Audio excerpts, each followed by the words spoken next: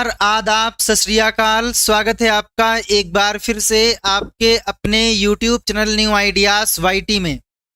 Basically आज के इस सेशन में हम M2R5 यानी कि वेब डिज़ाइनिंग एंड पब्लिशिंग का क्वेश्चन पेपर आप लोगों के साथ में डिस्कस करने वाले हैं और ये एक प्रकार का मॉडल पेपर है। इस पेपर को सॉल्व करके आप चेक कर सकते हो कि जो आपकी तैयारी है वो किस लेवल की है, कौन कौन से टॉपिक्स पे अभी आपको और फोकस करने की नीड है। और इस पेपर को आप ध्यान से सॉल्व करिएगा एंड लास्ट में कमेंट कीजिएगा कि 100 में से आपके कितने क्वेश्चंस के राइट आंसर हैं। ठीक है, और इसी प्रकार का जो क्वेश्चन का लेवल है वो आपके एग्जाम में देखने को मिलेगा। चलिए शुरू करते हैं। सबसे पहला क्वेश्चन है, डायनेमिक वेब पेज बनाने के लिए एक प्रकार की वेब टेक्नोलॉजी है। तो यहाँ पर बात की गई है डायनेमिक वेब पेज को क्रिएट करने की। जैसा कि आप लोगों ने पढ़ रखा है कि जो वेबसाइट होती है ये वेब पेजेस का कलेक्शन होती है। वेबसाइट दो प्रकार की होती हैं, एक होती है स्टैटिक वेबसाइट और दूसरी हो जाती है डायनेमिक वेबसाइट, है ना जी। बिल्कुल, जल्दी से आप सेशन को शेयर कर दीजिए ताकि और भी साथी हमारे साथ में इस लाइव क्लास में कनेक्ट हो पाएं।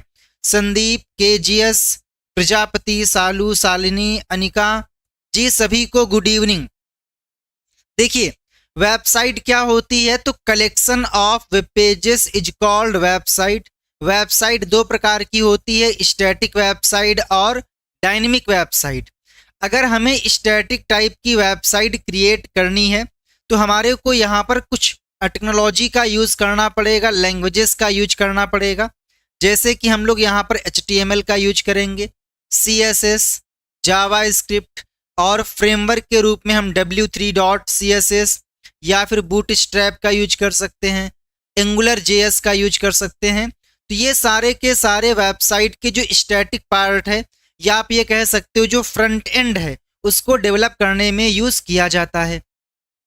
वहीं अगर हमें डायनेमिक वेबसाइट क्रिएट करनी है तो इनकी नीड तो पड़ेगी। साथ में या तो आप यहाँ पर यूज कर सकते हो पाइथन का फ्रेमवर्क जेंगो, या आप यहाँ पर ASP का यूज कर सकते हो, JSP का यूज कर सकते हो, PHP का यूज कर सकते हो।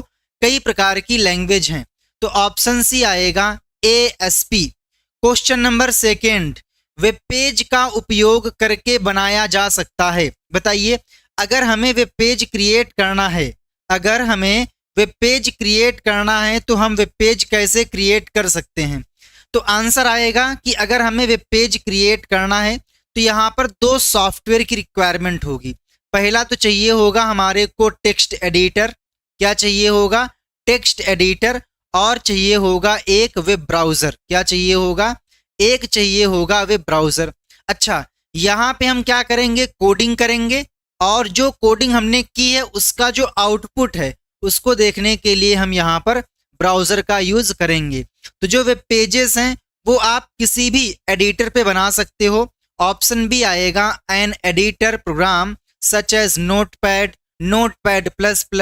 तो और भी कई सारे आपके पास ऑप्शन हैं। क्वेश्चन नंबर थर्ड, HTML में एक सेक्शन जिसमें डॉक्यूमेंट के बारे में नॉर्मल इन्फॉर्मेशन दी गई होती है। तो यहाँ पर पूछा गया है इन्फॉर्मेशन अबाउट डॉक्यूमेंट। तो ऐसी इन्फॉर्मेशन को बोलते हैं मेटा इन्फॉर्मेशन। क्या बोलते हैं? मेटा इन्फॉर्मेशन, या बोल सकते हो मेटा डेटा।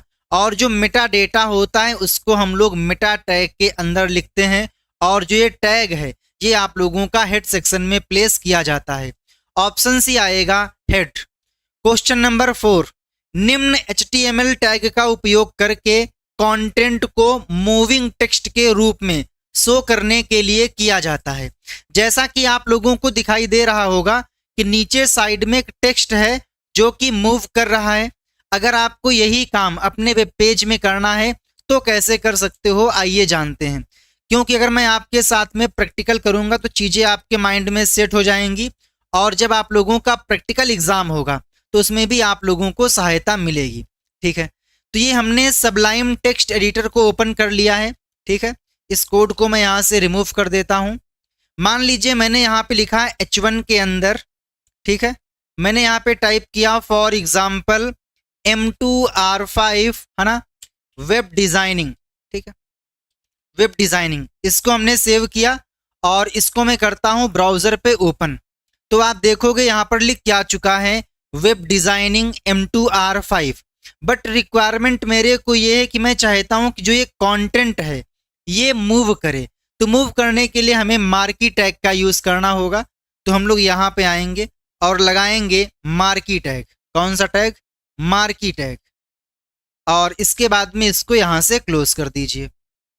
तो क्लोज करने के बाद पेज को आप रिफ्रेश करोगे ना, तो रिफ्रेश करने पर आप देखोगे जो कंटेंट है ये मूव होना शुरू हो चुका है। तो इसी को हम बोलते हैं मार्की टैग, यानी कि टेक्स्ट को मूव करने के लिए ये आपका लेफ्ट से राइट, राइट से लेफ्ट, टॉप से बॉटम और बॉटम से टॉप हो सकता है। इसके लिए हमें यहाँ पर डायरेक्शन एट्रीब्यूट का यूज करना पड़ेगा, जो कि मैंने आप लोगों को बता रखा है। तो आंसर हो जाएगा ए, यानी कि मार्की टैग। अभी आपसे पूछेगा ये बताइए मार्की टैग की सहायता से हम किस किस चीज को मूव कर सकते हैं। तो आंसर आएगा आप किसी भी एलिमेंट को, चाहे वो फॉर्म हो, इमेज हो, टेक्स्ट हो, टेबल हो, किसी भी कंटेंट को आप मूव करवा सकते हो, ठीक है। तो यहाँ पे आ जाएगा ऑप्शन ए, यानी कि marquee tag. Question number 5, CGI का फुल फॉर्म क्या होता है?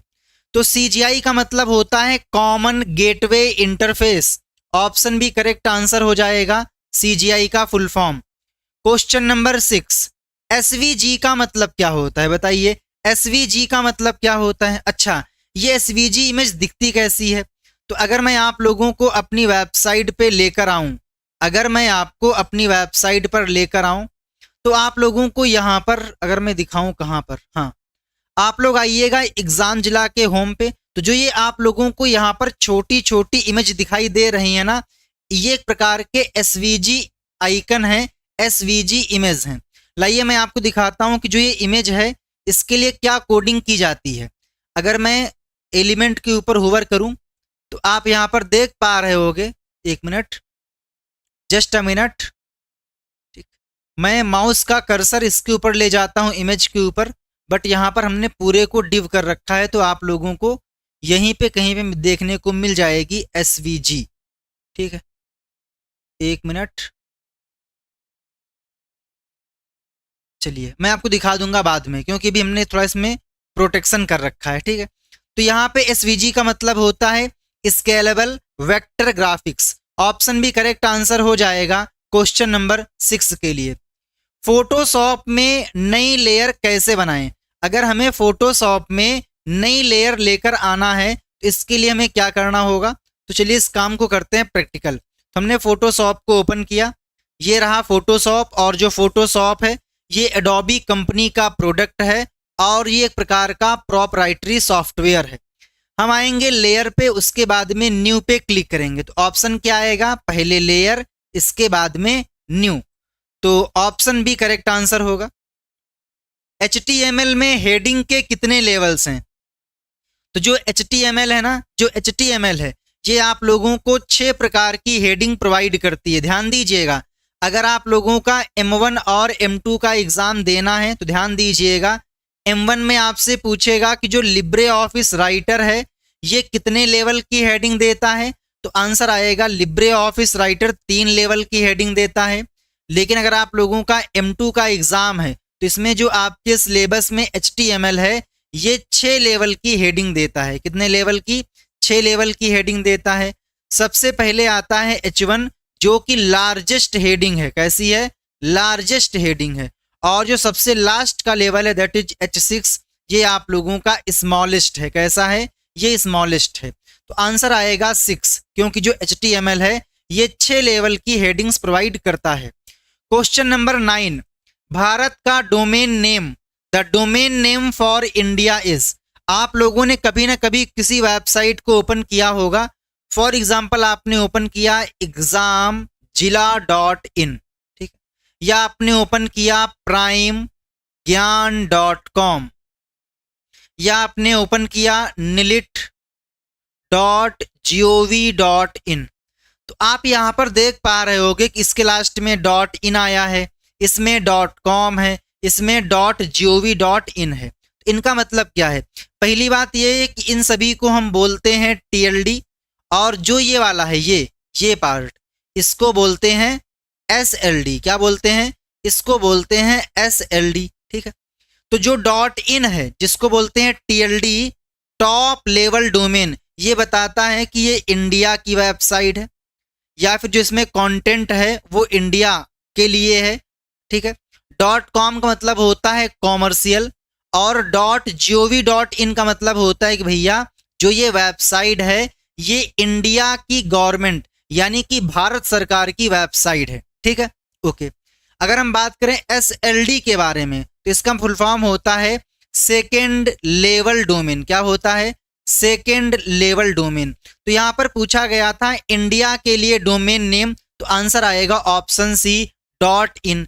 इसी प्रकार से पाकिस्तान के लिए क्या है? .pk। ठीक है, तो ऑप्शन सी आएगा यानी कि इन। क्वेश्चन नंबर 10th, वह सिंबल जो href एट्रीब्यूट को किसी एड्रेस या फाइल नेम के बजाय नेम एंकर के रूप में पहचानता है, तो इसके लिए हम लोग हैश का यूज करते हैं। ऑप्शन सी आएगा हैश। क्वेश्चन नंबर 11, HTML का आविष्कार किसने किया? तो आंसर आएगा, पहली बात HTML का फुल फॉर्म, तो आंसर आएगा हाइपर टेक्स्ट मार्कअप लैंग्वेज। क्या? Hyper text markup language. Number 2, जो HTML है, HTML, GML, XHTML और XML, ये सभी के सभी SGML यानी कि स्टैंडर्ड जनरलाइज्ड मार्कअप लैंग्वेज, इसको फॉलो करते हैं। नंबर 2, HTML को टिम बर्नर्स ली ने डेवलप किया था, और HTML का जो लेटेस्ट वर्जन है वो HTML5 है। क्या है? HTML5 है, जो कि शायद 2014 में आया था। इसको आप चेक कर लीजिएगा, हालांकि ये सही है बट इसको एक बार चेक कर लीजिएगा, क्योंकि माइंड में कई सारे इन्वेंटर और ईयर हैं, तो हो सकता है कई बार चीजें डिफरेंट हो जाएं।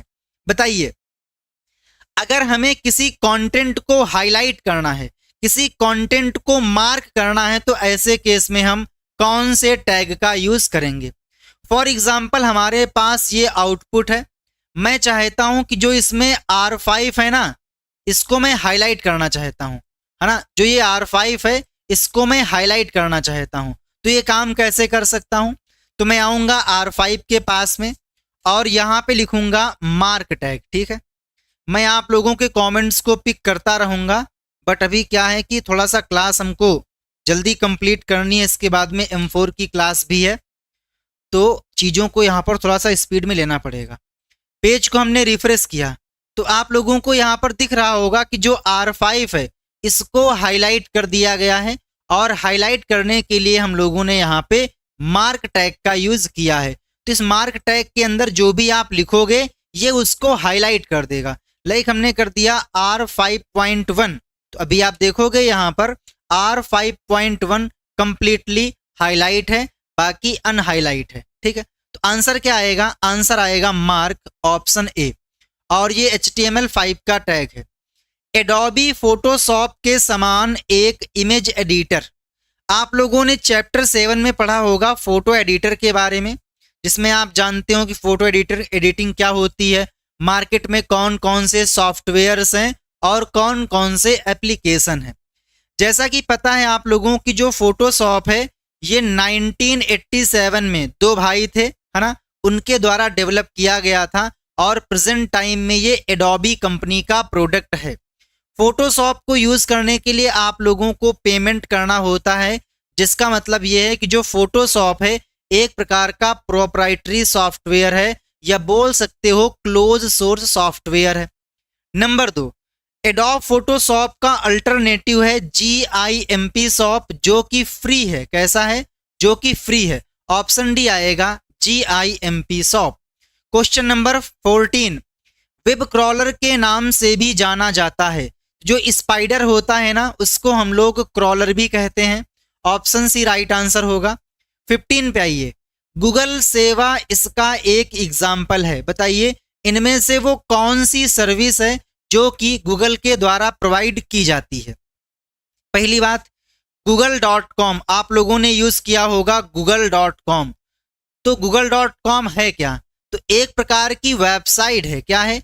एक प्रकार की वेबसाइट है जो कि आप लोगों को सर्च इंजन की फैसिलिटी प्रोवाइड करती है, जहां पे आप किसी भी फ्रेज, किसी भी कीवर्ड, किसी भी क्वेरी को सर्च करते हो और उसके अकॉर्डिंग आप लोगों को आउटपुट देखने को मिल जाता है। तो जो google.com है ना, ये एक प्रकार का सर्च इंजन है। इसकी सहायता से आप कुछ भी सर्च कर सकते हो जो कि वेब पर अवेलेबल है। यहाँ पे एक टर्म आया है दैट इज कॉल्ड डीएनएस। तो डीएनएस का मतलब होता है डोमेन नेम सर्वर, या बोल सकते हो डोमेन नेम सिस्टम। ठीक है, डोमेन नेम सिस्टम। इसका काम क्या होता है? इसका काम होता है कि जो भी डोमेन नेम है उसके करस्पॉन्डिंग जो भी आईपी एड्रेस है उसको कैलकुलेट करना, उसको प्रोवाइड कराना। ठीक है, तो ऑप्शन डी आएगा सर्च इंजन। एक टर्म यहां पर दिया गया है डेटाबेस सर्वर।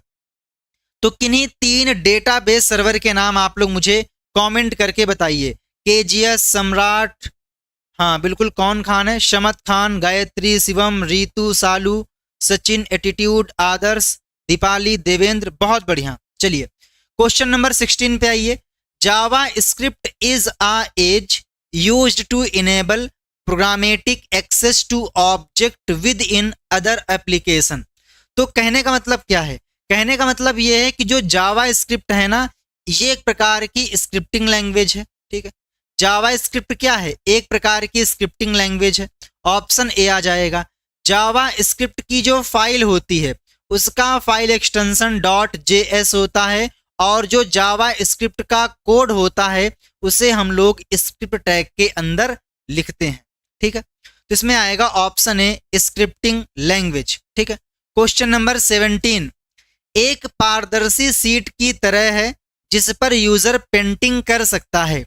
तो जब भी आप लोग फोटोशॉप में कोई फोटो एडिट करते हो तो जितने प्रकार के आप टूल यूज करोगे उसी के अकॉर्डिंग यहाँ पर लेयर्स बनती जाती हैं। यानी कि जो फोटो होती है वो लेयर से मिलकर बनती है, और लेयर एक प्रकार की ट्रांसपेरेंट होती है।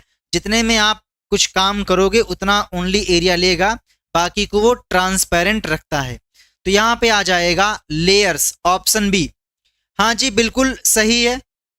हाँ, मैंने आपसे पूछा था डेटाबेस सर्वर के बारे में, तो आप लोगों ने सुना होगा माई एसक्यूएल के बारे में, और कई बार आप लोगों से पूछता है कि एसक्यूएल का फुल फॉर्म क्या है। तो एस का मतलब होता है स्ट्रक्चर्ड, क्यू से हो जाएगी क्वेरी, और एल से हो जाएगा लैंग्वेज, स्ट्रक्चर्ड क्वेरी लैंग्वेज। ठीक है, तो माई सीक्वेल, मारिया डीबी है ना, मारिया डीबी हो गया। इसके बाद में एसक्यूएल लाइट है ना, कैसेंड्रा, पोस्टग्रे, ये सभी क्या है? डेटाबेस सर्वर के example. Question number 18। Markup language that is SGML के लिए इंटरनेशनल स्टैंडर्ड का नाम क्या है? जैसे कि आप लोगों ने देखा होगा कोई कंपनी या फिर इंस्टीट्यूट होता है, वहां पे लिखा रहता है आईएसओ सर्टिफाइड, आईएसओ 9001 और 2015 सर्टिफाइड। तो ये क्या है? एक प्रकार के स्टैंडर्ड हैं। अलग अलग स्टैंडर्ड का अलग अलग यूज है। तो ऐसे ही आप लोगों को बताना है कि एसजीएमएल के लिए कौन सा इंटरनेशनल स्टैंडर्ड है। तो आंसर आएगा आईएसओ 18879। क्या हो जाएगा? ISO 18879 option A correct answer हो जाएगा। और आईएसओ का फुल फॉर्म क्या होता है ये आप मुझे जल्दी से कमेंट करके बता दीजिए। Question number 19। निम्न में से कौन सा फंक्शन एक लीनियर ग्रेडियंट को सीएसएस इमेज के रूप में परिभाषित करता है? तो कई बार क्या होता है कि हम लोग कोई पेज बनाते हैं तो उसके बैकग्राउंड में इमेज लगाते हैं।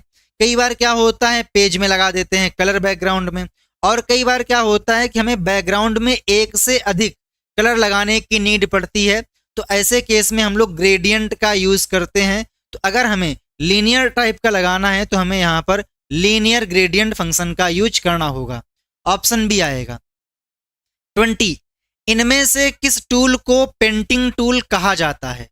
तो पेंसिल टूल को भी हम पेंटिंग टूल कहते हैं, ब्रश टूल को भी हम पेंटिंग टूल कहते हैं, और ग्रेडियंट टूल को भी हम पेंटिंग टूल कहते हैं।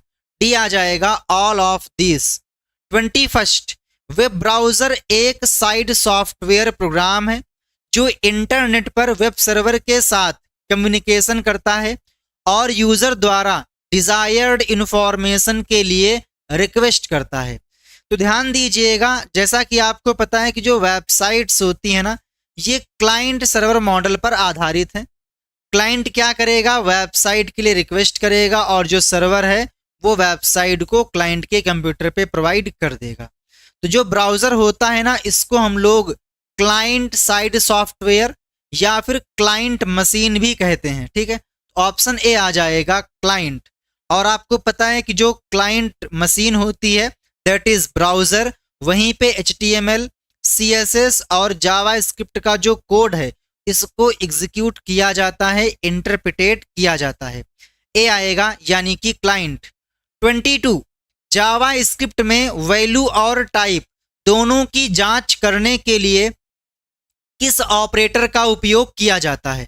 और ध्यान दीजिएगा, मैंने आप लोगों को अलग से जावा स्क्रिप्ट की मैराथन क्लास प्रोवाइड कर दी है। सिंपली आइएगा आप चैनल पे, यहाँ पे आने के बाद लाइव सेक्शन में क्लिक करिएगा। तो यहाँ पर क्लिक करने के बाद दिखाई देगा वेब डिज़ाइनिंग M2R5 की चैप्टर नंबर 6, जिसमें हमने जावा स्क्रिप्ट और एंगुलर JS के 180 MCQs डिस्कस किए हैं। तो आप इस क्लास को चेकआउट कर लीजिएगा। इसके पहले मैंने आप लोगों के साथ में M1 और M3 का जो क्वेश्चन पेपर डिस्कस कर लिया है। अभी मैं आप लोगों के साथ में M2 कर रहा हूं। जस्ट इसके 1 घंटे बाद आप लोगों का M4R5 का भी डिस्कस किया जाएगा। और जो free of cost online test है वो आप लोग examzilla.com को ओपन करिएगा, ऑनलाइन टेस्ट पे क्लिक करिएगा। यहीं पे आप लोगों को सारे ऑनलाइन टेस्ट मिल जाएंगे जो कि कम्प्लीटली फ्री हैं। अगर आप लोग O लेवल का एग्ज़ाम पहली बार देने जा रहे हो तो एग्ज़ाम किस प्रकार से देना है, क्या इंटरफेस रहेगा, इसके रिगार्डिंग मैंने आप लोगों को वीडियो प्रोवाइड कर रखी है और यहाँ पर आकर आप लोग प्रैक्टिस कर सकते हो। जैसा इंटरफेस आप लोगों को यहाँ पर दिया गया है, डिट्टो इंटरफेस आपके एग्ज़ाम में देखने को मिलेगा। तो आप यहाँ पर आकर अपने टेस्ट की प्रैक्टिस कर सकते हो ताकि आपका जो एग्ज़ाम का डर है वो ख़त्म हो और कॉन्फिडेंस बिल्ड हो, कॉन्फिडेंस इंक्रीज हो। तो यहाँ पे पूछा गया था कि अगर हमें जावा स्क्रिप्ट में वैल्यू के साथ साथ वैल्यू का जो टाइप है, डेटा का टाइप है, उसको भी कंपेयर करना है तो हमें कौन से ऑपरेटर का यूज करना होगा। पहले यहां पर दिया गया है इक्वल। इक्वल को हम बोलते हैं असाइनमेंट ऑपरेटर। क्या बोलते हैं? इक्वल को बोलते हैं असाइनमेंट ऑपरेटर। फॉर एग्जाम्पल हमने लिखा where x is equal to 15। तो इसका मतलब क्या है कि हमने 15 वैल्यू को x में असाइन कर दिया है। जो x है ये 15 को रिफर कर रहा है, 15 को पॉइंट कर रहा है। फिर दिया गया है इक्वल्स टू, इसको हम बोलते हैं कंपैरिजन ऑपरेटर। क्या बोलते हैं? इसको बोलते हैं कंपैरिजन ऑपरेटर। लाइक मेरे पास 2 वैल्यू हैं, एक 7 है और एक 9 है। मुझे चेक करना है क्या ये दोनों बराबर हैं या फिर नहीं। तो हमने यहाँ पर लगा दिया डबल इक्वल। तो अगर दोनों वैल्यू बराबर होंगी तो ये आपको देगा ट्रू, अगर वैल्यू बराबर नहीं है तो ये आपको देगा फॉल्स। बट मान लीजिए हमने यहाँ पर लिखा 7 इक्वल इक्वल 7, तो ये आपको क्या देगा? ट्रू देगा। क्यों? क्योंकि 7 यहाँ पर भी है, 7 यहाँ पर भी है, तो जो ये ऑपरेटर है ये देगा ट्रू। बट अगर आप यहाँ पर ध्यान से देखो तो आप पाओगे जो 7 है ये एक नंबर है, एक इंटीजर है, लेकिन जो यहाँ पर 7 है इसको सिंगल कोट के अंदर लिखा गया है, तो ये माना जाएगा स्ट्रिंग। तो कहने का मतलब ये है वैल्यू तो सेम है बट इनकी डेटा टाइप अलग अलग है, ये नंबर है और ये स्ट्रिंग है। तो इसी प्रॉब्लम को सॉल्व करने के लिए कि भैया हम वैल्यू को भी देखेंगे और डेटा टाइप को भी देखेंगे, तो इसके लिए बनाया गया ट्रिपल इक्वल। ये क्या करता है? ये वैल्यू के साथ साथ दोनों का डेटा टाइप भी चेक करता है। अगर मैं यहाँ पे कर दूं 7 ट्रिपल इक्वल्स टू 7 तो ये आपको देगा फॉल्स। क्यों? क्योंकि यहाँ पर वैल्यू तो सेम है बट ये न्यूमेरिक है और ये स्ट्रिंग टाइप का है, यानी कि डेटा टाइप अलग अलग है, तो ये आपको देगा फॉल्स। तो यहाँ पे आएगा ऑप्शन डी, क्योंकि यहाँ पर वैल्यू और डेटा का टाइप दोनों को चेक करने की बात की गई थी। 23 जब जावा स्क्रिप्ट किसी संख्या के साथ दोहरे या फिर एकल कॉमा इन्वर्टेड कॉमा से घिरा हो तो उसका व्यवहार किस प्रकार से होगा। तो अगर आपने किसी नंबर को, है ना, अगर आपने किसी नंबर को, लाइक हमारे पास नंबर है 23, इस नंबर को आपने सिंगल कोट में या फिर डुअल कोट में रख दिया है तो ये माना जाएगा स्ट्रिंग। क्या माना जाएगा? स्ट्रिंग माना जाएगा, ना कि नंबर। ऑप्शन सी आएगा स्ट्रिंग। स्विच केस स्टेटमेंट में कौन सा कीवर्ड यहां पे आएगा, ठीक है, कौन सा कीवर्ड कोई केस मैच ना होने पर चलाने के लिए कोड स्पेसिफाई करता है। कई बार क्या होता है कि हमारे पास एक वैल्यू होती है बट यहां पर आपके पास ऑप्शन कई सारे हैं। मान लीजिए case 1, case 2, case 3, case 4, case 5। मान लीजिए आपने बोला 5, जो 5 है इसके लिए यहां पर केस अवेलेबल है, बट आपने एंटर कर दिया 7, जो 7 है ये इसमें से कोई केस नहीं है। तो ऐसे केस में आप लोग यहां पर डिफॉल्ट का यूज कर सकते हो। अगर कोई भी केस मैच नहीं होता है तो ऐसे में जो भी आपने डिफॉल्ट के अंदर लिखा होगा वो स्टेटमेंट एग्जीक्यूट हो जाएगा। नंबर 2, जो डिफॉल्ट होता है ना ये ऑप्शनल होता है। अगर आपकी इच्छा है तो आप इसका यूज करिए, नहीं तो आप ना यूज करें। ऑप्शन सी आएगा स्मॉल लेटर में default. 25, red, yellow and blue, लाल, पीला और नीला, ये किस प्रकार के रंग हैं? तो इनको हम बोलते हैं प्राथमिक रंग, यानी कि प्राइमरी कलर। ऑप्शन ए आ जाएगा। 26, internal styles are written within the element. जैसा कि आपने पढ़ा होगा कि जो CSS है जिसका काम होता है एलिमेंट को स्टाइल देना, और स्टाइल देने के लिए हम लोग CSS रूल लिखते हैं, ठीक है। तो जो CSS है इसको आप 3 प्रकार से इंप्लीमेंट कर सकते हो। पहला होता है इनलाइन, दूसरा होता है इंटरनल और तीसरा हो जाता है एक्सटर्नल। अगर हमें इनलाइन स्टाइल को इंप्लीमेंट करना है तो हम स्टाइल एट्रीब्यूट का यूज करेंगे। अगर हमें इंटरनल, जिसको हम लोग कई बार एम्बेडेड स्टाइल भी कहते हैं, इसको इंप्लीमेंट करना है तो स्टाइल टैग का यूज करेंगे। वहीं अगर एक्सटर्नल CSS को इंप्लीमेंट करना है तो हम लोग यहाँ पर अलग से फाइल क्रिएट करेंगे और उसको .css फाइल एक्सटेंशन के साथ में सेव करेंगे।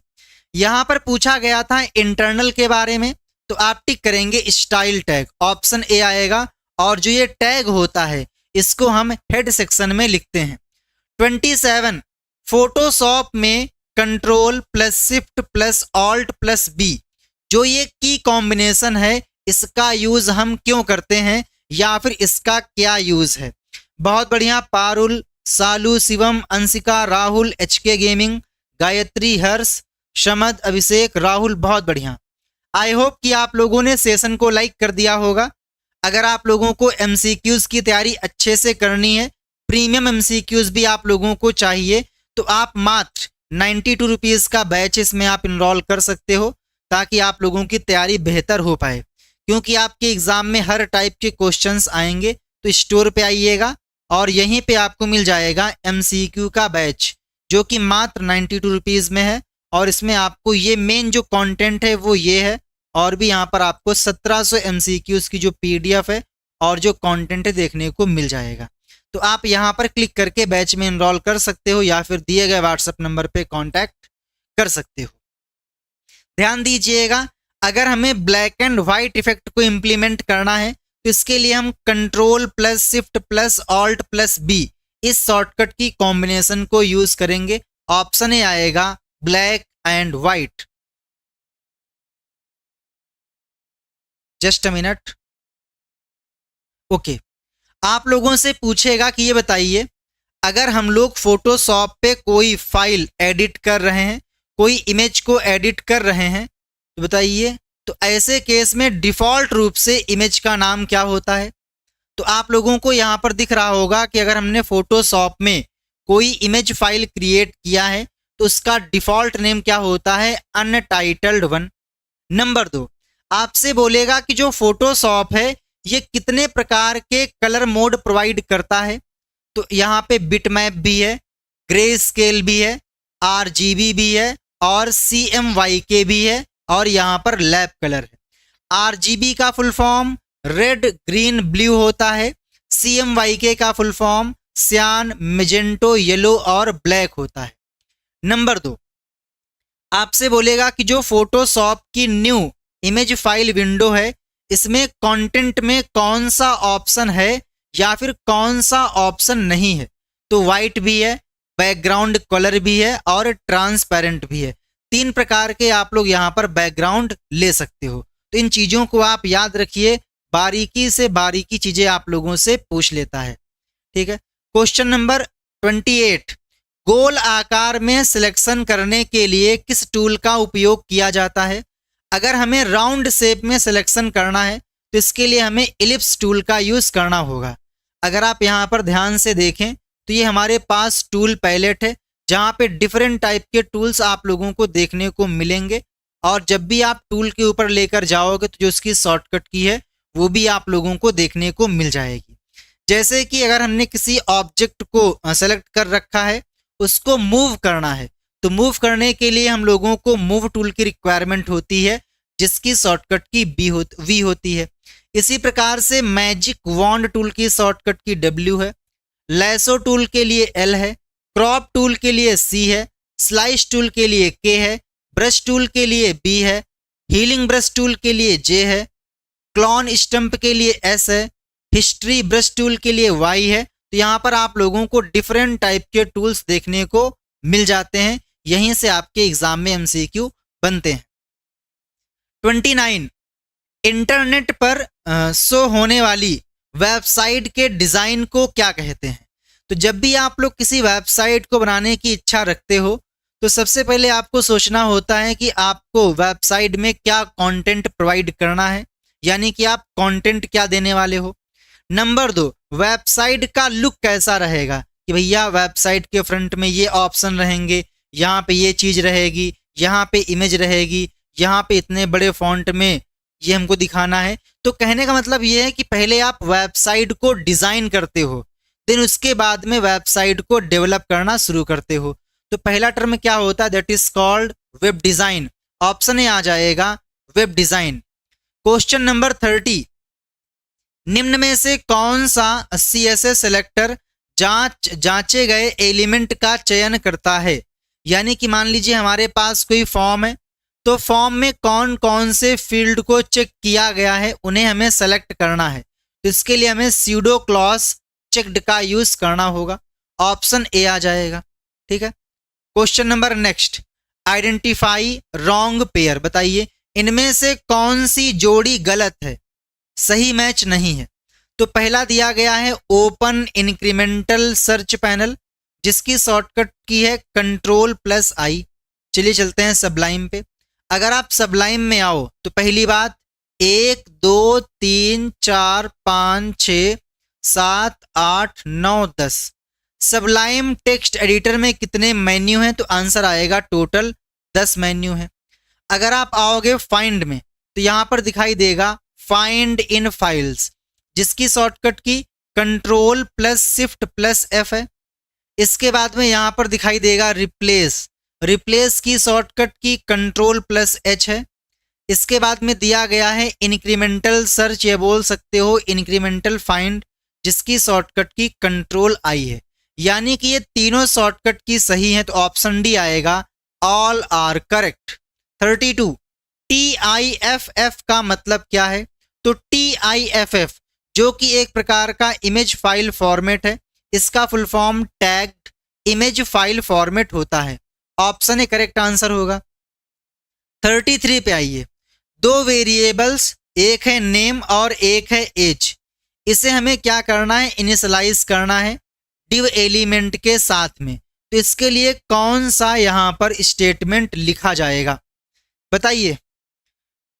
बिल्कुल हाँ, बताइए। अगर हमें 2 वेरिएबल, एक का नाम है नेम और एक का नाम है एज, मुझे इन दोनों वेरिएबल को इनिशियलाइज करना है।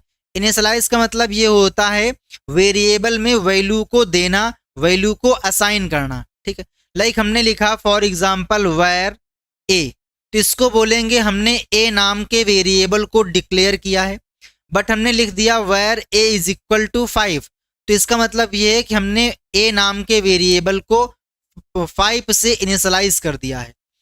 तो यहाँ पर जो ये क्वेश्चन है ना, ये आप लोगों का एंगुलर जेएस से है। किससे है? एंगुलर जेएस से। अब यहाँ पर बात आई है एंगुलर जेएस के बारे में, तो आपको याद रखना है कि जो एंगुलर जेएस है ये कंप्लीटली फ्री है और ओपन सोर्स है। कैसी है? फ्री एंड ओपन सोर्स है। एंगुलर जेएस को जावा स्क्रिप्ट में लिखा गया है। किसमें? जावा स्क्रिप्ट में लिखा गया है। अगर हमें एंगुलर जेएस का यूज करना है तो इसके हमारे पास दो तरीके हैं। या तो हम एंगुलर जेएस की फाइल को डाउनलोड कर लें। क्या करेंगे? फाइल को डाउनलोड कर लें। या फिर जो एंगुलर जेएस का सीडीएन है यानी कि कंटेंट डिलीवरी नेटवर्क, इसको अपने वेब पेज से कनेक्ट कर दें। ठीक है। अगला पॉइंट, एंगुलर जेएस जो है ना, ये एमवीसी यानी कि मॉडल व्यू कंट्रोलर, इस पैटर्न को या बोल सकते हो एमवीसी आर्किटेक्चर को फॉलो करता है और प्रेजेंट टाइम में एंगुलर जेएस को गूगल के द्वारा मेंटेन किया जाता है। ये सारे पॉइंट आपके एग्जाम में पूछे जाते हैं। चलिए, तो हमें क्या करना था? नेम और एज को इनिशियलाइज करना था। इनिशियलाइज करने के लिए हम लोग ng-init डायरेक्टरी का यूज करते हैं। तो आप यहाँ पर चेक कर लीजिए, यहाँ पे init का यूज किया गया है। यहाँ पर ng और init के बीच में हाइफन का यूज नहीं किया गया। यहाँ पर ng-inits कर दिया गया, जबकि होता है ng-init, यानी कि ऑप्शन बी सी डी नहीं होंगे, ऑप्शन ए हो जाएगा। सबसे पहले यहाँ पर ड्यू टैग को ओपन किया गया। देन हमने यहाँ पर लिखा है ng-app। जो ng-app डायरेक्टरी होती है ना, इसका काम होता है एंगुलर जेएस एप्लीकेशन को इनिशियलाइज करना। ठीक है। देन वेरिएबल को इनिशियलाइज करने के लिए हम ng-init का यूज करते हैं। तो यहाँ पे आया ng-init। बोला गया था दो वेरिएबल हैं, एक का नाम है नेम और एक का नाम है एज। तो हमने यहाँ पर लिखा नेम, उसके बाद में कॉलन। फॉर एग्जाम्पल नेम है एलेक्स। चूंकि जो एलेक्स है ये एक प्रकार का स्ट्रिंग है, तो इसे हमें सिंगल कोट में लिखना होगा। सर ये बताइए, क्या हम इसको डुअल कोट में लिख सकते हैं? आंसर आएगा जी नहीं। क्यों? क्योंकि अगर आपने डुअल कोट यहाँ से शुरू किया है और यहाँ पर ख़त्म किया है तो आपको यहाँ पर सिंगल कोट का यूज़ करना है। अगर आपने यहाँ पर सिंगल कोट का यूज़ किया होता तो आप यहाँ पर डुअल कोट का यूज़ कर लेते। ठीक है। तो यहाँ पे आएगा एलेक्स। तो हमने नेम को इनिशियलाइज कर दिया। देन जो अगली प्रॉपर्टी है, अगला वेरिएबल है, उसको इनिशियलाइज करने से पहले यहाँ पर लगाना होगा टर्मिनेटर, जिसको बोलते हैं सेमीकोलन। इसके बाद में दूसरा वेरिएबल और उसकी वैल्यू। तो ऑप्शन ए करेक्ट आंसर हो जाएगा। 34 पे आइए। डेटा का एक कन्वर्जन रूप है जिसे सिफर टेक्स्ट कहा जाता है, जिसे अनऑथराइज्ड पर्सन द्वारा आसानी से नहीं समझा जा सकता। अब होता क्या है कि मान लीजिए ये आप हैं, है ना, ये मान लीजिए डोरे है और ये कौन है? तो ये नोबिता है। ठीक है। अब मान लीजिए डोरे और नोबिता एक दूसरे से चैटिंग कर रहे हैं। क्या कर रहे हैं? एक दूसरे से बतिया रहे हैं। ठीक। तो जो इनकी बातचीत है प्रॉपर तरीके से एक्सचेंज हो रही है। बट यहाँ पर एक अलग बंदा बैठा था, मान लो मोटू, है ना। मोटू ने क्या किया? जो इनकी चैट है वो इनकी चैट को बीच से हैक करके रीड कर रहा है। अब ऐसे में क्या होगा? हो सकता है कि ये लोग काफ़ी सेंसिटिव इंफॉर्मेशन को शेयर कर रहे हो, बातचीत कर रहे हो। तो ऐसे में जो मोटू है ये इनकी बात को समझ जाएगा। तो इस चीज़ को सॉल्व करने के लिए बनाया गया स्टैंडर्ड, जैसे कि आप लोगों के व्हाट्सएप पे शो करता होगा एंड टू एंड इनक्रिप्टेड। इसका मतलब क्या है? इसका मतलब ये है कि मान लीजिए डोरे ने टाइप किया हाय। ठीक है। तो जो ये हाय है ना, इसको एक प्रकार की इनकोडिंग में कन्वर्ट कर दिया जाएगा, सिफर टेक्स्ट में कन्वर्ट कर दिया जाएगा। लाइक जो डोरे ने टाइप किया था हाय, वो जब यहाँ से ट्रेवल कर रहा है तो वो कुछ इस टाइप से हो गया। ठीक। अब जब मोटू समझ ही नहीं पाएगा इसको ये क्या लिखा हुआ है, बट जैसे ही व्हाट्सएप के इस मोबाइल पे गया तो व्हाट्सएप ने क्या किया? इसको डिक्रिप्ट कर दिया। तो जो ये आप लोगों का यहाँ पर ऐसे था ना, ये फिर से यहाँ पर हाई हो गया। तो जो चीज़ यहाँ पर हो रही है ना, इसको बोलते हैं इनक्रिप्शन यानी कि security. Option A right answer हो जाएगा। 36 CMYK का फुल फॉर्म क्या होता है? जैसे कि मैंने अभी आप लोगों से कहा एक होता है RGB, एक इसी का बड़ा भाई जिसका नाम है RGBA, और एक है CMYK। तो RGB का मतलब होता है रेड, ग्रीन और ब्लू, रेड, ग्रीन, ब्लू और अल्फा, सियान, मेजेंटो, येलो और ब्लैक। तो ऑप्शन सी आ जाएगा, सियान, मेजेंटा, येलो एंड ब्लैक।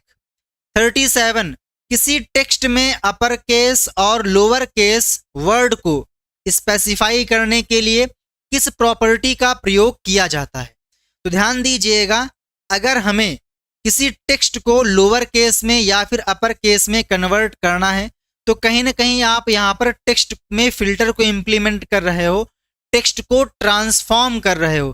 भाई मान लीजिए पहले यहाँ पर लिखा हुआ था टेक्स्ट, इसको आपने कर दिया कैपिटल लेटर में यानी कि अपर केस में, तो यानी कि यहाँ पे इसका ट्रांसफॉर्म किया गया, तो इसके लिए हम टेक्स्ट ट्रांसफॉर्म प्रॉपर्टी का यूज करेंगे। ऑप्शन ए करेक्ट आंसर होगा।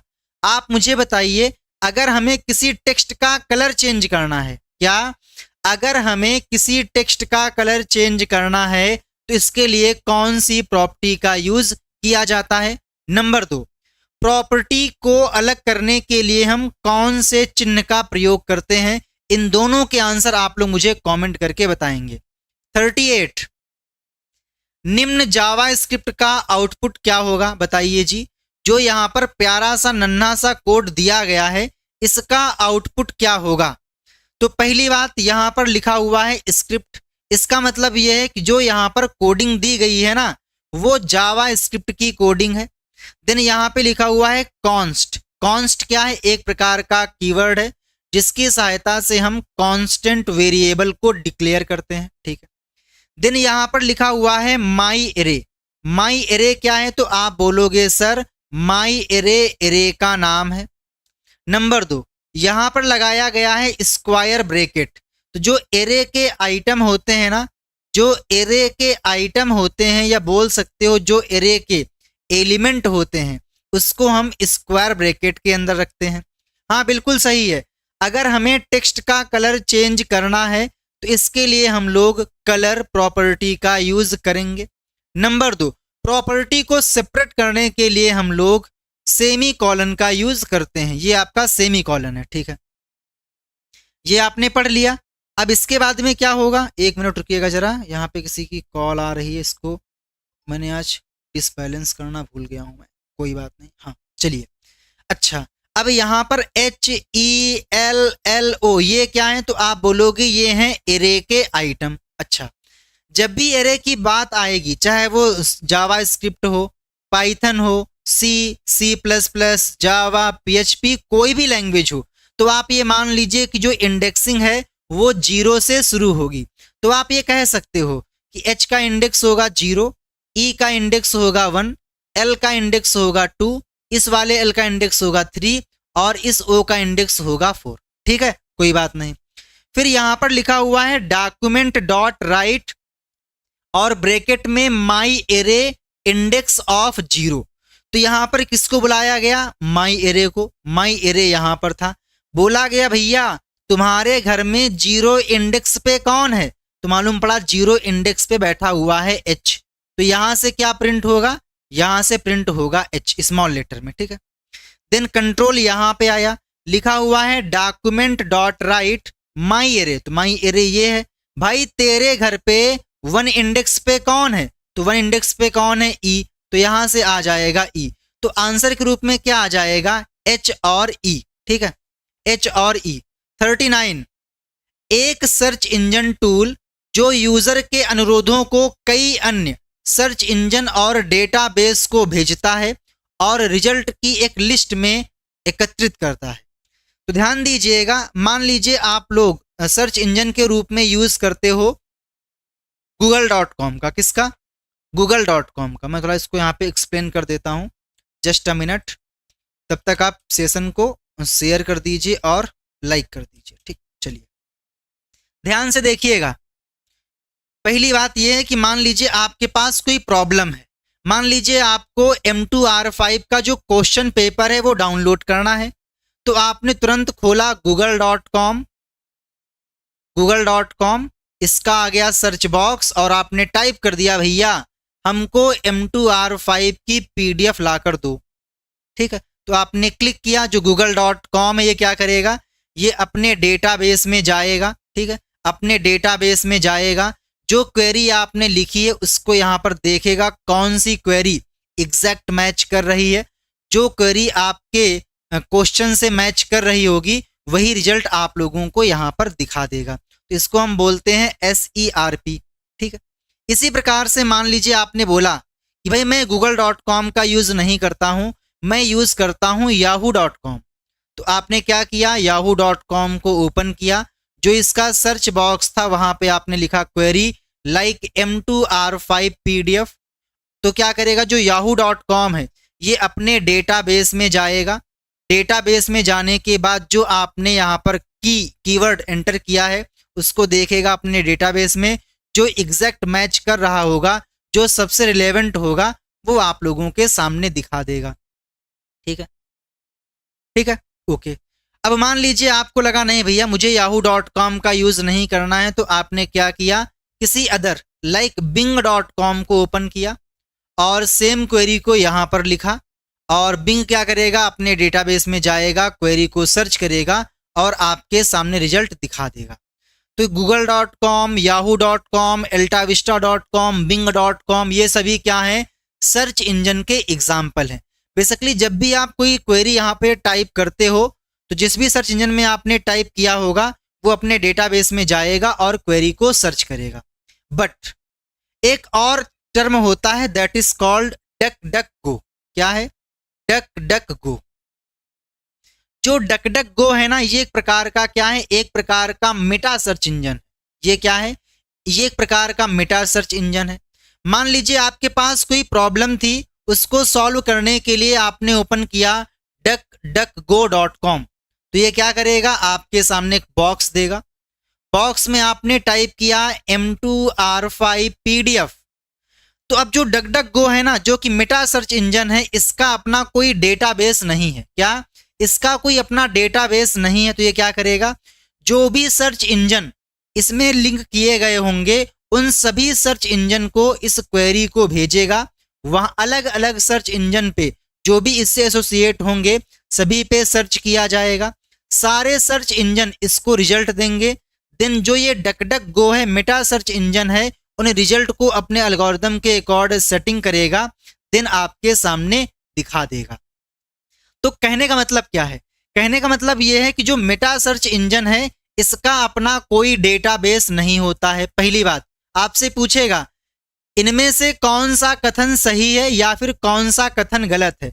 तो पहली बात, मेटा सर्च इंजन का अपना डेटाबेस नहीं होता है। नंबर 2, आपसे बोलेगा कि जो मेटा सर्च इंजन है ये अधिकतम 6 सर्च इंजन को क्वेरी देता है। तो आंसर आएगा जी नहीं, उस मेटा सर्च इंजन में जितने भी सर्च इंजन एसोसिएट होंगे उन सभी को भेजेगा। यहां पर कोई लिमिट नहीं है कि 6 रहेंगे, 2 रहेंगे, 20 रहेंगे, 50 रहेंगे या फिर लाख रहेंगे। तो यहां पर 6, अधिकतम 6 सर्च इंजन को भेजता है, ये बात भी गलत है। तो ये भी आप नोट कर लीजिएगा।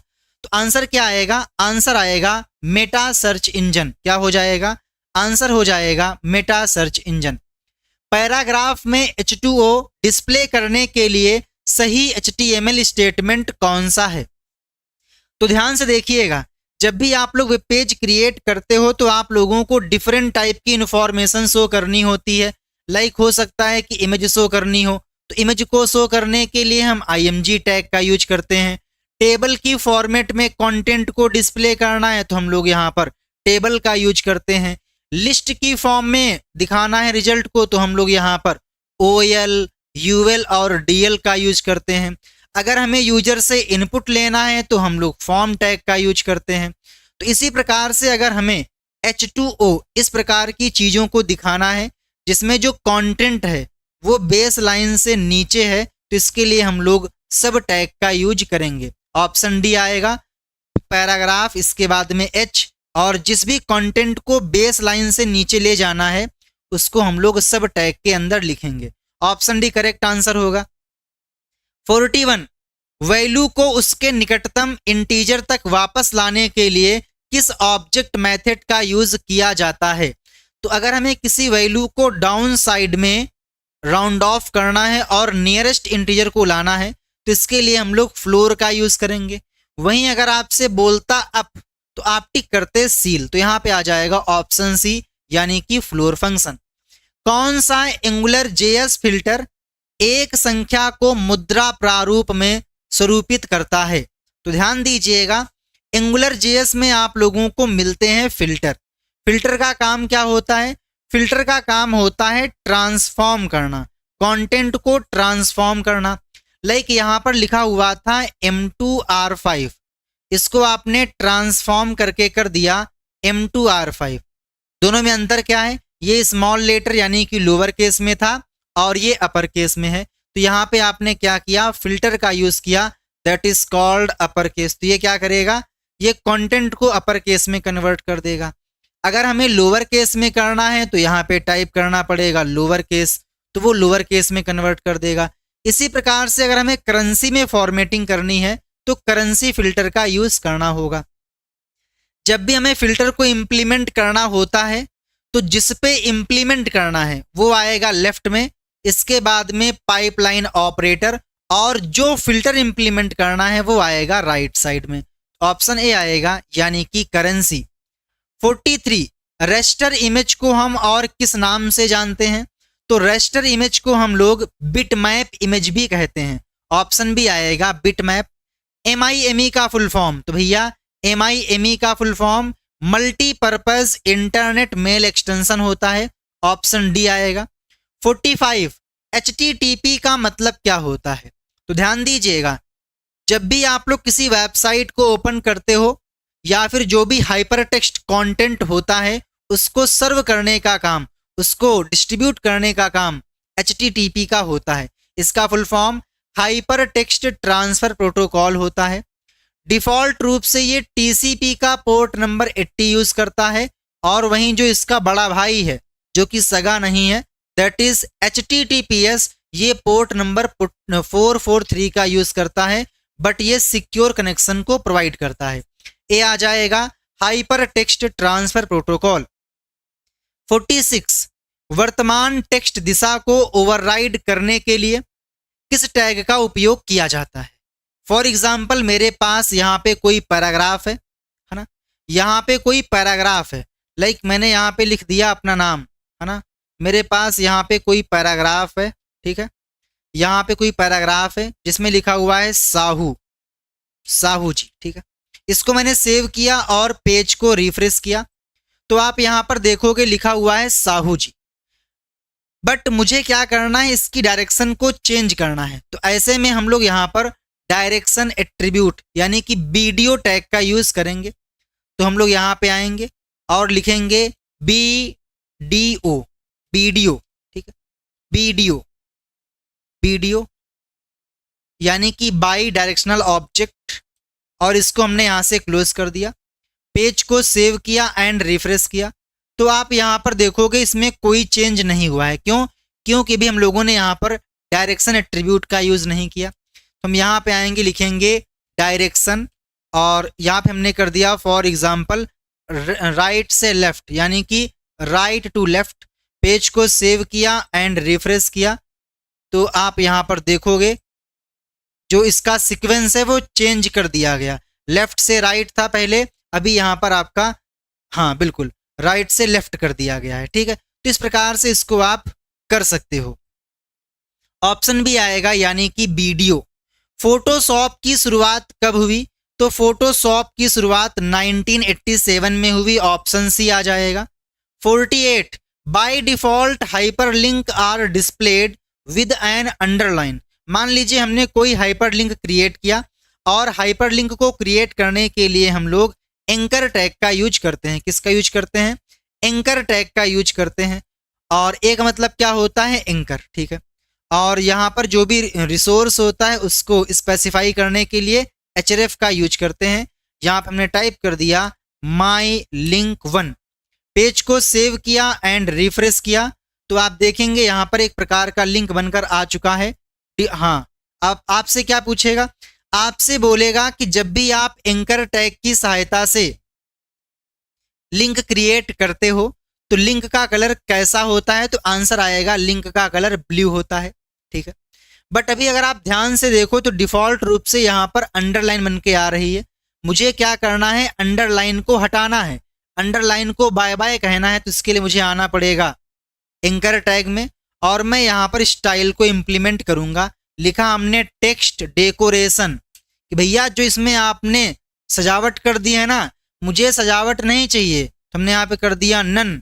अभी आप देखोगे यहाँ पर जो अंडरलाइन है उसको रिमूव कर देगा, ये क्या करेगा, ये अंडरलाइन को रिमूव कर देगा, ठीक है। तो यहाँ पे क्या आएगा, टेक्स्ट डेकोरेशन नन, ठीक है, बी आ जाएगा, टेक्स्ट डेकोरेशन नन, बिल्कुल सही है।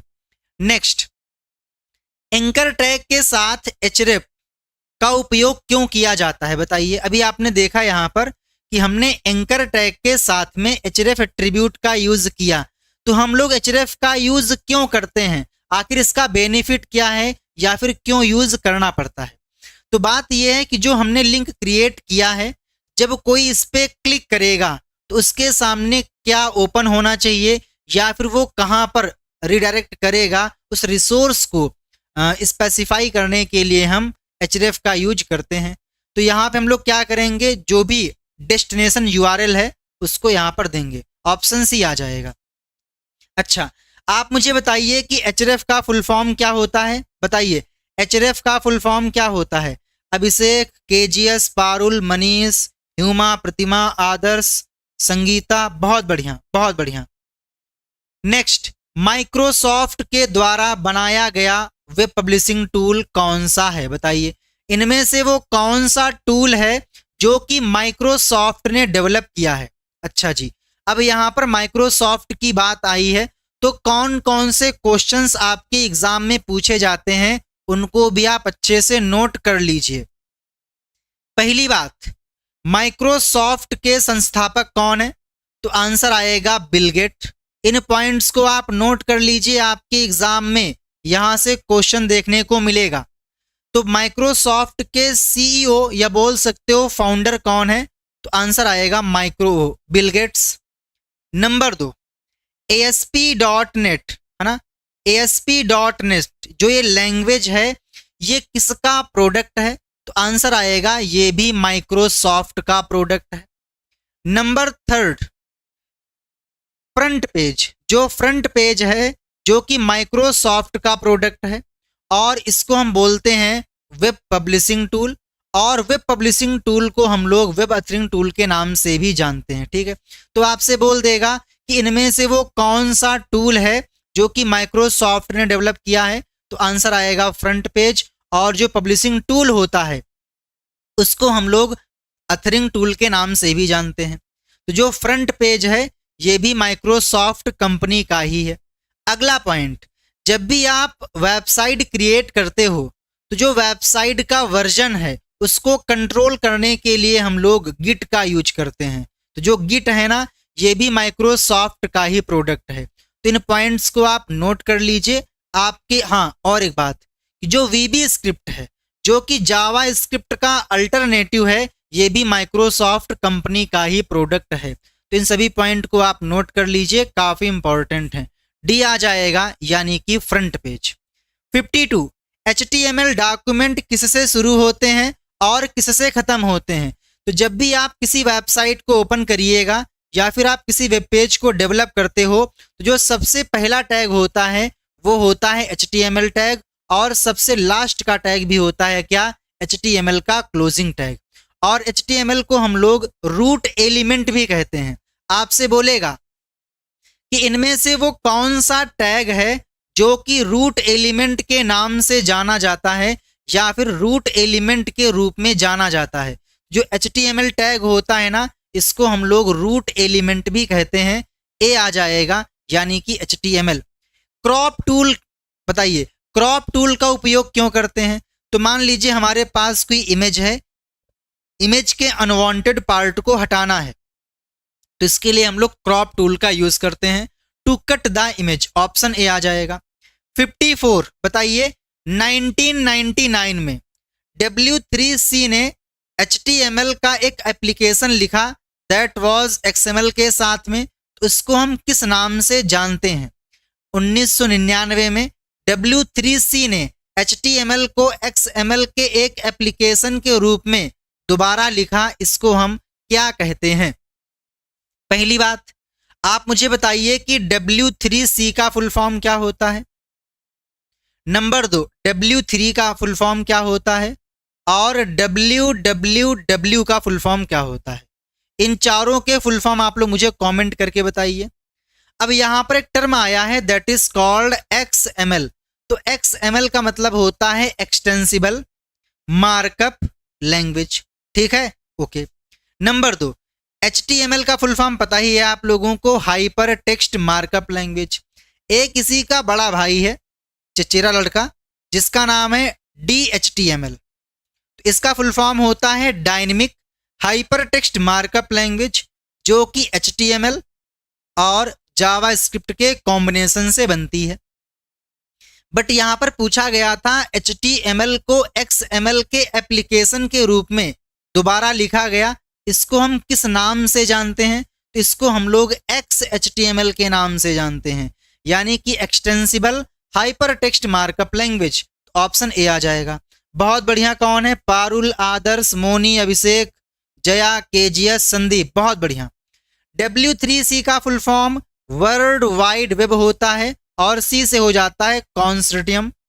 W3 को हम लोग बोलते हैं शॉर्ट में वेब, यानी कि वर्ल्ड वेब, एक मिनट भूल गया मैं खुद, वर्ल्ड वाइड वेब, ठीक है।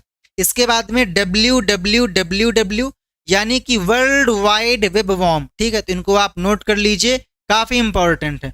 ऑप्शन ए आएगा XHTML। 55, CSS का फुल फॉर्म क्या होता है? बहुत ही कठिन क्वेश्चन है। क्वेश्चन को देखकर हमको ठंड में गर्मी लग रही है और मैं चाहता हूं भैया इस कठिन क्वेश्चन का आंसर आप लोग दीजिए, हमसे ना हो पाएगा। बताइए CSS का फुल फॉर्म क्या होता है? What is the full form of CSS? और जिसने अभी तक सेशन को लाइक नहीं किया है, अगर आपको पसंद आ रहा है तो आप वीडियो को लाइक कर दीजिए, और बैच में इनरोल करना है तो आप दिए गए व्हाट्सएप नंबर पे कांटेक्ट कर सकते हो। बताइए जी, CSS का फुल फॉर्म क्या होता है? बहुत बढ़िया। CSS का फुल फॉर्म होता है cascading style sheets. Option B आ जाएगा। कौन सा टैग इनलाइन फ्रेम को स्पेसिफाई करता है? अब हुआ क्या, जो HTML5 के पहले के वर्जन थे उसमें हम लोग फ्रेम के लिए, है ना, उसमें हम लोग फ्रेम के लिए यूज करते थे फ्रेम से टैग का। बट फ्रेम से टैग को रिमूव कर दिया गया, इसकी जगह पे लाया गया आई फ्रेम टैग। जो आई फ्रेम टैग है ना, इसका यूज हम लोग इनलाइन फ्रेम बनाने के लिए करते हैं। तो यहां पे आ जाएगा ऑप्शन बी आई फ्रेम। बहुत बढ़िया। 57 पे आइए। What is favicon? बताइए व्हाट इज फेविकॉन? बताइए फेविकॉन क्या है? तो जब भी आप ब्राउजर में किसी भी वेबसाइट को ओपन करते हो, लाइक आप लोगों को यहां पर दिख भी रहा होगा, ये देखिए, आप यहां पर ध्यान से देखिए, तो यहां पर छोटी सी इमेज आ रही है ना, छोटी सी इमेज आ रही है, यहां पर भी छोटी सी इमेज आ रही है। तो ये छोटी सी इमेज आ रही है ना, इसको बोलते हैं फेव आइकॉन, यानी कि फेवरेट आइकन। क्या बोलते हैं? इसको बोलते हैं फेवरेट आइकन। क्या बोलते हैं? Favourite icon. और जो फेवरेट, हाँ बिल्कुल, क्या बोलते हैं? Favourite icon. तो जब भी हमें फेवरेट आइकन को लगाना होता है तो हम लोग मेटा टैग का ही यूज करते हैं, यानी कि ये आपका मेटा इन्फॉर्मेशन में आता है। तो द वर्ड फेविकॉन का मतलब होता है फेवरेट आइकन, ठीक है। नंबर 2, जो फेविकॉन होता है ये पर्टिकुलर वेबसाइट से रिलेटेड होता है। तो ऑप्शन सी आएगा बोथ ए एंड बी। 58, किसी टेबल को रिस्पॉन्सिव बनाने के लिए निम्न में से कौन सा सही तरीका है? अगर हमें टेबल को रिस्पॉन्सिव बनाना है तो ऐसे केस में हमें ओवरफ्लो एक्स को करना होगा ऑटो, कि भैया जितनी आपको विड्थ मिले उतने में टेबल को शो कर दीजिएगा। ए आ जाएगा ओवरफ्लो -x एक्सिस पे ऑटो कर दीजिए। नोटपैड प्लस प्लस क्या है? तो नोटपैड प्लस प्लस एक प्रकार का टेक्स्ट एडिटर है। नंबर 2, क्या नोटपैड प्लस प्लस को यूज करने के लिए हमें पेमेंट करना होता है? आंसर आएगा जी नहीं, नोटपैड कंप्लीटली फ्री है। अच्छा, आपसे बोलेगा कि नोटपैड प्लस प्लस जो कि एक टेक्स्ट एडिटर है, इसको किस वेबसाइट से डाउनलोड किया जा सकता है, यानी कि ऑफिशियल वेबसाइट क्या है। तो आप यहां पे आइए और टाइप करिए नोटपैड प्लस प्लस, एंटर की हिट करिएगा तो यहां पे आ जाएगा नोटपैड -प्लस.org। इसको आप याद कर लीजिए, आपसे पूछेगा। नंबर 2, आपसे पूछेगा कि ये बताइए कि जो नोटपैड प्लस प्लस है, जो ये सॉफ्टवेयर है, इसको किस लैंग्वेज में लिखा गया है। तो आंसर आएगा C++ में लिखा गया है। अगला क्वेश्चन, नोटपैड प्लस प्लस कितनी लैंग्वेजेस में अवेलेबल है। तो आंसर आएगा 90 लैंग्वेजेस में अवेलेबल है। नोटपैड प्लस प्लस को कब रिलीज किया गया था। 2003 में रिलीज किया गया था। नोटपैड प्लस प्लस किस मशीन पे काम करता है। तो ये ओनली विंडोज पे काम करता है, चाहे वो आपका 32 बिट हो या फिर 64 बिट हो। VS कोड, सबलाइम, है ना, टेक्स्ट एडिट, विम, नैनो, ये सारे के सारे टेक्स्ट एडिटर के एग्जाम्पल हैं। तो क्वेश्चन क्या था यहाँ पर, भूल गया। हाँ, तो नोटपैड ओपन सोर्स है, ऑप्शन ए आ जाएगा। फोटोशॉप को किस कंपनी के द्वारा लॉन्च किया गया, बताइए।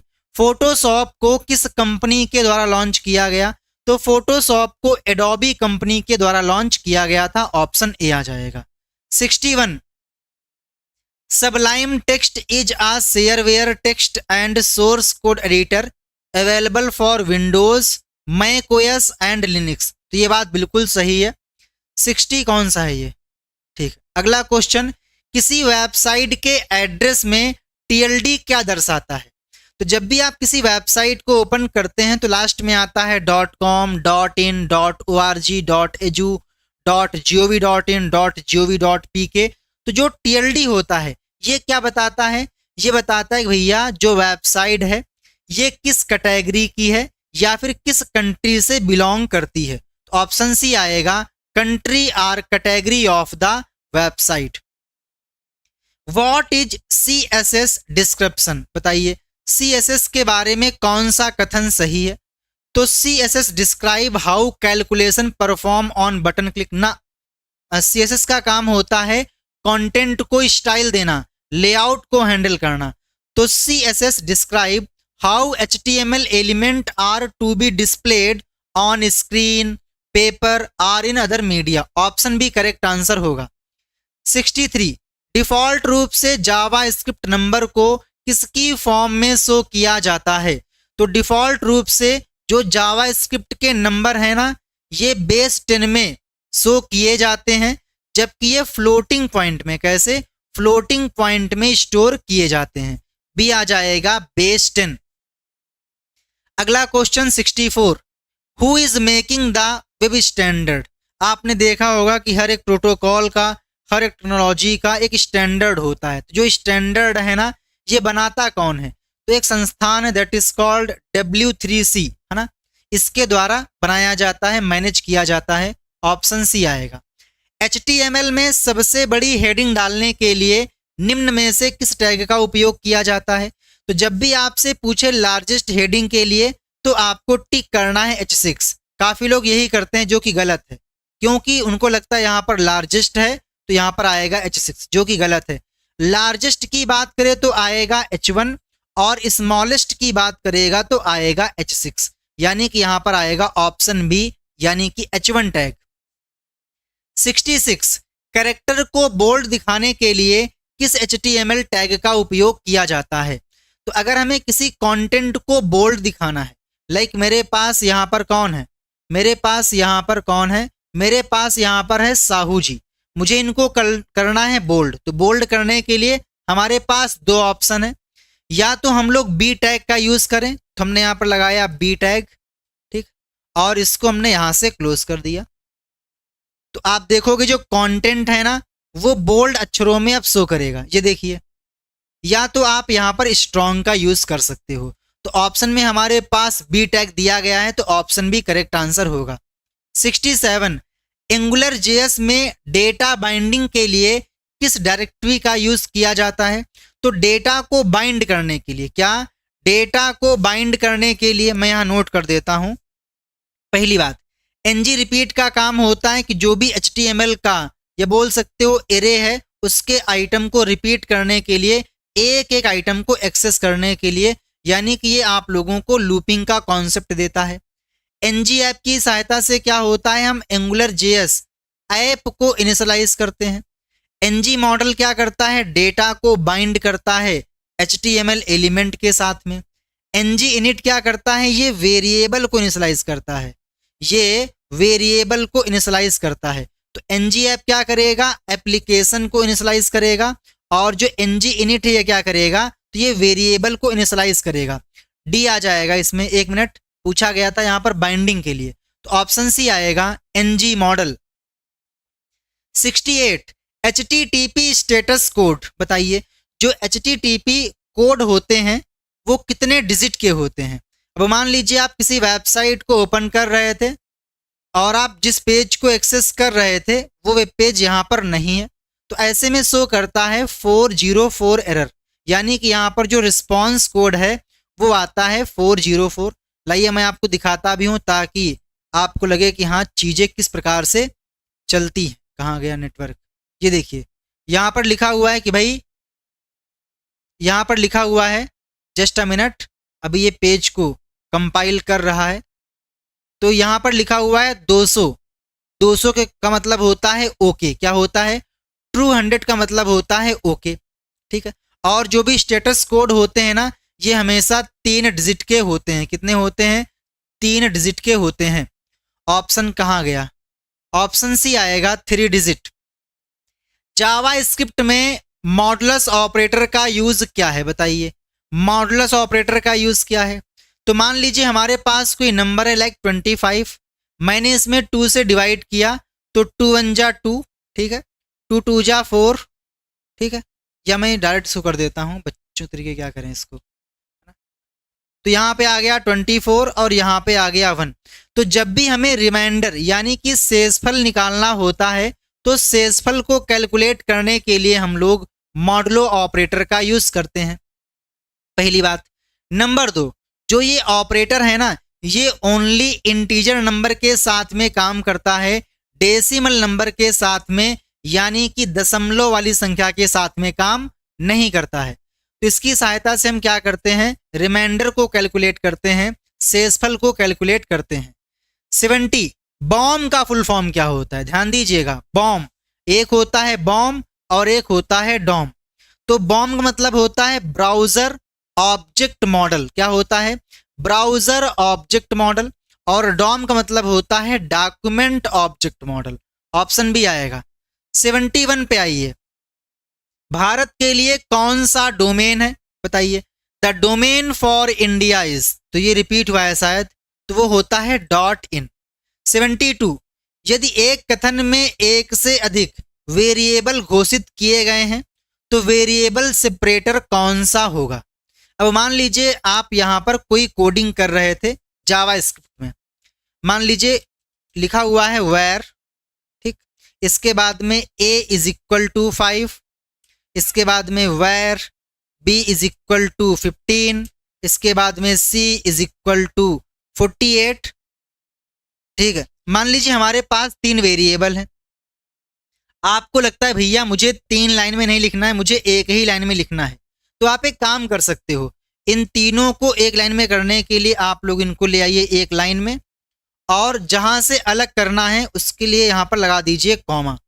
तो आपने देखा कि हमने एक ही लाइन में a, b और c तीनों वेरिएबल को डिक्लेयर कर दिया और इनिशियलाइज कर दिया, बट यहाँ पर हमने अलग अलग वेरिएबल को करने के लिए कॉमा का यूज किया है, और जबकि स्टेटमेंट को टर्मिनेट करने के लिए हम सेमी कॉलन का यूज करते हैं। तो यहाँ पर पूछा गया था अगर हम एक ही साथ एक से अधिक वेरिएबल को एक स्टेटमेंट में डिक्लेयर करते हैं तो सेपरेटर के रूप में कौन सा चिन्ह आएगा, तो आएगा कॉमा। GIF और JPEG जो ये फाइलें हैं ये किसके एग्जाम्पल हैं, तो GIF, JPEG, JPEG, ठीक है, SVG या बोल सकते हो WebP, है ना, PNG, ये सभी के सभी इमेज फाइल फॉर्मेट हैं, बी ऑप्शन आ जाएगा। GIF और JPEG का फुल फॉर्म बिना किसी देरी के लेट लपेट के आप मुझे कमेंट करके बताइए। कौन सा कर्सर गुण मान दर्शाता है कि प्रोग्राम व्यस्त है? अगर आप ध्यान से यहां पर देखो तो प्रेजेंट टाइम में जो माउस का कर्सर है वो एक एरो की फॉर्म में है। जब मैं यहां ले जाता हूं तो यहां पर जो ये कर्सर है वो चेंज हो जा रहा है, जो कि सिलेक्शन करने के लिए हमें दे रहा है। जब मैं यहां पर लेकर आ रहा हूं तो जो आइकॉन है ये हैंड की शेप में चेंज हो जा रहा है। और आपसे पूछता भी है कि अगर माउस का कर्सर किसी लिंक के ऊपर लेकर जाओगे तो ऐसे में जो कर्सर का जो साइज है, या बोल सकते हो कौन सा कर्सर आता है, तो जो लिंक होता है ना वो हमेशा आप लोगों को हैंड के थ्रू देखने को मिलता है। कई बार क्या होता है कि आप डेटा को प्रोसेस करते हो, आप कहीं पर लॉगिन करते हो, कोई फॉर्म सबमिट करते हो, तो वहां पर आप देखते होगे छोटा सा गोल चक्का बनकर आता है, छोटा सा गोल सर्कल बन के आता है। अगर हमें वो दिखाना है तो वो दिखाता है वेट को। क्या दिखाता है? वो दिखाता है वेट को। फॉर एग्जाम्पल मैंने कहा कि भैया जो ये माई लिंक है ना, जब इस पे कोई कर्सर लेकर आए, या मैं इस पे कर देता हूं साहू जी पे, ठीक है। तो मैंने यहाँ पर लगाया फॉर एग्जाम्पल, क्या करना था हमें? हाँ, कर्सर लगाना था। तो यहाँ पर मैं टाइप किया स्टाइल, ठीक है, और इसके बाद में कर्सर मैंने कर दिया वेट, ठीक। पेज को सेव किया एंड यहां से रिफ्रेश किया। अगर आप ध्यान से देखो तो यहां पर देखिए, जैसे ही मैं माउस का कर्सर इस पे ला रहा हूं तो यहां पर एक छोटा टाइप का सर्कल प्रोसेस टाइप को आपको दिखाई दे रहा है, जिसका मतलब होता है वेट करना। क्या मतलब होता है? इसका मतलब होता है वेट करना। तो यहां पे आएगा ऑप्शन डी वेट, जो कि बताता है भैया जो प्रोग्राम है वो बिजी है, आपका काम हो रहा है, आप गदर ना काटो, ठीक है, सबका काम होगा। तो यहां पे आएगा option D wait. 75 e commerce website का मेन पर्पस क्या है? बताइए, ई कॉमर्स वेबसाइट का उद्देश्य क्या है? तो आंसर आएगा ई कॉमर्स वेबसाइट का मतलब होता है इलेक्ट्रॉनिक कॉमर्स, यानी कि नेट के माध्यम से, इलेक्ट्रॉनिक माध्यम से अपने प्रोडक्ट या सर्विस को सेल करना, that is called e commerce. Option B आ जाएगा। हाँ बिल्कुल, मैंने आपसे पूछा था GIF का फुल फॉर्म क्या होता है? Graphics interchange format. बहुत बढ़िया। अभिषेक, JPEG यानी कि ज्वाइंट फोटोग्राफिक एक्सपर्ट ग्रुप। बहुत बढ़िया। आदर्श, समद, नेहा, हर्ष, KGS, संदीप, जौनपुर। बहुत बढ़िया। क्वेश्चन नंबर 76, जावा स्क्रिप्ट प्रोजेक्ट पर काम करते समय अपने जावा स्क्रिप्ट एप्लीकेशन में टेक्स्ट को इनपुट करने के लिए यूजर को हम कौन सा मैसेज दिखा सकते हैं? इसके लिए कौन से फंक्शन का प्रयोग किया जाएगा? अब मान लीजिए हमें क्या करना है, यूजर से लेना है टेक्स्ट। क्या करना है? यूजर से लेना है टेक्स्ट। तो इसके लिए हमारे को मिलता है जावा स्क्रिप्ट में प्रॉम्प्ट फंक्शन। तो मुझे इसके लिए यहाँ पर स्क्रिप्ट का यूज करना पड़ेगा, और मैंने यहाँ पे लिखा फॉर एग्जाम्पल वेयर, है ना, a is equal to prompt. मैंने कहा भैया जी enter, for example enter your paper code, ठीक है, enter your paper code. Save किया हमने, पेज को रिफ्रेश किया तो आप देखोगे यहां पर शो कर रहा है एंटर योर पेपर कोड, जहां पे हम कुछ भी इनपुट कर सकते हैं। लाइक हमने इनपुट किया M2R5 और ओके पर क्लिक कर दिया। तो कहने का मतलब यह है कि आप प्रॉम्प्ट का यूज कर सकते हो यूजर से इनपुट लेने के लिए। निम्न में से कौन सा CMS नहीं है? बताइए, इनमें से कौन सा CMS नहीं है? तो यहां पर पहली बात, CMS का फुल फॉर्म क्या होता है? CMS का फुल फॉर्म होता है कंटेंट मैनेजमेंट सिस्टम, यानी कि एक ऐसा सॉफ्टवेयर या प्रोग्राम जिसके थ्रू आप लोग अपनी वेबसाइट का जो कंटेंट है, वेबसाइट में जो आप कंटेंट देने वाले हो उसको मैनेज कर सको। और इस जो ऐसे टाइप के सॉफ्टवेयर होते हैं उनको बोलते हैं CMS। और सबसे नंबर 1 पे कौन है? वर्डप्रेस। आप लोगों ने वर्डप्रेस का नाम सुना होगा। तो वर्डप्रेस क्या है? एक प्रकार का CMS है। ड्रुपल क्या है? एक प्रकार का CMS है। मिजेंटो क्या है? एक प्रकार का CMS है। ऑप्शन डी क्या दिया गया है? ऑल ऑफ द अबव नहीं, सैप। जो सैप है ना, ये एक प्रकार का अकाउंटिंग सॉफ्टवेयर है। डी आएगा सैप। तो जो सैप है ये CMS नहीं है। अच्छा, आपसे पूछेगा ये बताइए कि जो वर्डप्रेस है जो कि एक प्रकार का CMS है, इसको कौन सी लैंग्वेज में लिखा गया है? तो आंसर आएगा इसको PHP में लिखा गया है। और PHP का फुल फॉर्म क्या होता है? PHP का फुल फॉर्म होता है हाइपर टेक्स्ट प्री प्रोसेसर, और PHP की फाइल का एक्सटेंशन .php होता है। जो PHP है ये एक प्रकार की सर्वर साइड लैंग्वेज है। कैसी है? सर्वर साइड लैंग्वेज है। 78, इंटरनेट के कॉन्टेक्स्ट में URL का मतलब क्या होता है? तो दो हैं, ठीक है। एक हमारा इंटरनेट है, इसके दो भाई हैं, दो बच्चे हैं, एक का नाम है URL और एक का नाम है URI। URL का मतलब होता है यूनिफॉर्म रिसोर्स लोकेटर, और URI का full form uniform resource identifier, ठीक है।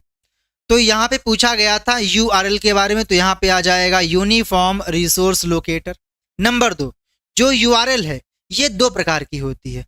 एक होती है एब्सोल्यूट URL, ठीक है, एब्सोल्यूट URL, और एक होती है रिलेटिव URL, ठीक है। और जो भी हम लोगों की रिलेटिव URL होती है इसके लिए हम लोग बेस टैग का यूज करते हैं, इसको भी आप नोट कर लीजिएगा। ए आ जाएगा, बहुत बढ़िया। Question number 79, world wide web में वेब पेज होते हैं। तो आपको पता है कि यहाँ पर संसार में कई सारी वेबसाइट हैं, उन वेबसाइट को अलग अलग सर्वर पर रखा गया है। तो ऐसे में जो आप कोई इन्फॉर्मेशन लेना चाहते हो तो ऐसे में आपको डायरेक्ट उस सर्वर पे कनेक्ट होना होता है, बट इनको भी आपस में कनेक्ट करके रखा गया है, उसी को हम बोलते हैं वेब। क्या बोलते हैं? उसी को बोलते हैं वेब। तो residing in many computer link together using HTML, option D आ जाएगा। API का फुल फॉर्म क्या है? टाइम ओवर हो गया है क्योंकि इस टाइम पे हमारी M4 की क्लास शुरू होनी थी, बट उसमें डिले होगा। आप बताइए, कोई बात नहीं। API का फुल फॉर्म क्या है? तो API का फुल फॉर्म होता है एप्लीकेशन प्रोग्रामिंग इंटरफेस। क्या होता है? Application programming interface. C आ जाएगा।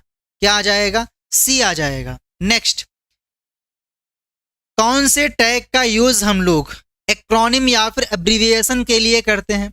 मान लीजिए हम कोई वेब पेज बना रहे हैं, उसमें हमें कोई फुल फॉर्म डिस्प्ले करना है, तो फुल फॉर्म को डिस्प्ले करने के लिए हम लोग ABBR इस टैग का यूज करेंगे। ऑप्शन ए आ जाएगा, ABBR। किसी कंटेनर के भीतर कंटेंट को सेंटर में करने के लिए कौन सी क्लास का यूज किया जाएगा? तो अगर हमें कंटेंट को सेंटर में करना है तो हमें यूज करना पड़ेगा W3-सेंटर। अगर आपसे बोल दे लेफ्ट में करना है तो यहां पे आ जाएगा W3-लेफ्ट अलाइन। अगर आपसे बोल दे राइट में करना है तो आ जाएगा W3-राइट अलाइन। क्या आ जाएगा? W3-राइट अलाइन। अगर सेंटर में करना है तो यहां पे आ जाएगा W3-सेंटर अलाइन। अगर आपने सोचा है ये तो ये हो जाएगा गलत।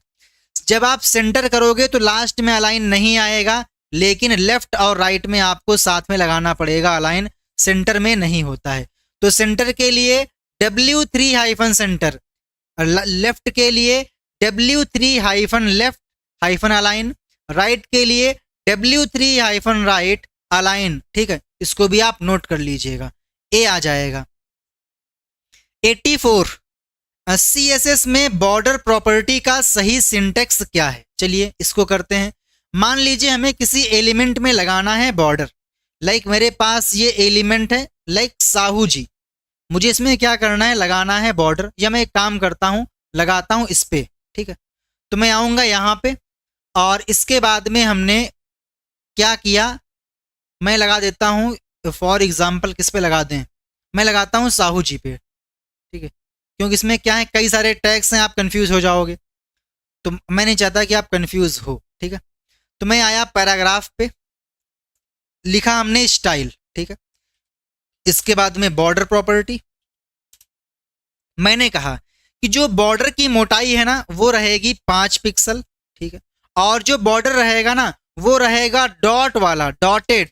और जो कलर रहेगा ना बॉर्डर का वो आप कर दीजिए लाल टमाटर, लाल टमाटर, मैं भी तुमको खाऊंगा, ठीक है। तो हमने लिखा कि जो बॉर्डर लगाना है वो रहेगा 5 पिक्सल का, जो बॉर्डर की स्टाइल है, जो इसका डेकोरेशन है, वो रहेगा डॉटेड और कलर रहेगा रेड। ठीक है, इतना करने के बाद बस 1 2 3 4 आप यहाँ पर देखोगे हमने कुछ एंटर किया और ओके पर क्लिक किया तो आप यहाँ पर देखिए जो साहू जी है इस पे 5 पिक्सल का डॉटेड बॉर्डर लग चुका है और जिसका कलर रेड है। अगर मैं यहाँ पे कर दूं फॉर एग्जाम्पल सॉलिड, ठीक है, तो आप देखोगे यहाँ पर जो बॉर्डर है ना वो आपको दिखाई देगा सॉलिड टाइप का। तो मुझे यहाँ पर ये देखिए तो आपने यहाँ पर देखा कि पहले आया बॉर्डर जो कि बॉर्डर की शॉर्ट हैंड प्रॉपर्टी है। इसके बाद में बॉर्डर की कितनी मोटाई रहेगी, बॉर्डर किस टाइप का रहेगा, स्टाइल क्या रहेगी और कलर क्या रहेगा, इसको आप यहाँ मिला लीजिए। यहाँ पर लिखा गया है बॉर्डर, ठीक है, ये भी सही है। फिर लिखा हुआ है बॉर्डर विड्थ, बिल्कुल सही, हमने लिखा था वहां पर 5 पिक्सल सॉलिड, इसके बाद में रेड। तो जो 5 पिक्सल है ना इसको बोलेंगे आप बॉर्डर विड्थ। इसके बाद में स्टाइल आ गई, इसके बाद में कलर आ गया। ऑप्शन ए करेक्ट आंसर हो जाएगा। ठीक है, 85 पे आइए। जावा स्क्रिप्ट में सिंगल लाइन कमेंट के लिए कौन से स्टेटमेंट का यूज किया जाएगा या फिर कौन से सिंबल का यूज करते हैं। तो सिंगल लाइन के लिए हम लोग डबल फॉरवर्ड स्लैश का यूज करते हैं और मल्टी लाइन के लिए forward slash asterisk forward slash का यूज करते हैं। तो ये मल्टी लाइन के लिए है और ये सिंगल लाइन के लिए है। 86 पे आइए। Which option will match while making bulleted list.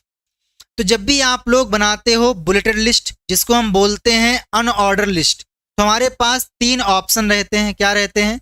हमारे पास 3 ऑप्शन रहते हैं कि भैया जो लिस्ट का मार्क है वो डिस्क हो सकता है, सर्कल हो सकता है और स्क्वायर हो सकता है। डी आ जाएगा।